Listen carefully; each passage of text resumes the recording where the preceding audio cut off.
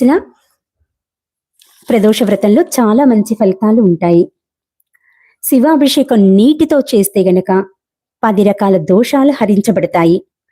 అదే పాలతో చేస్తే 100 రకాల దోషాలు నివారించబడతాయి.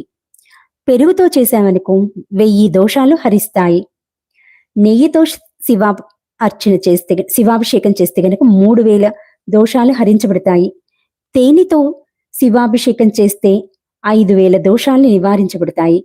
మెత్తని పంచదారతో శివాభిషేకం చేస్తే 8000 దోషాలు హరించేస్తాయి. చెరుకు రసంతో అభిషేకం చేస్తే 10,000 దోషాలు నివారించబడతాయి. మామిడి పండ్ల రసంతో కనుక అభిషేకం చేశామనుకో 1,00,000 దోషాలు నివారించబడతాయి. నారికేళకం అంటే కొబ్బరి నీళ్ళతో కనుక అభిషేకం చేస్తే 30 లక్షల దోషాలు నివారించబడతాయి.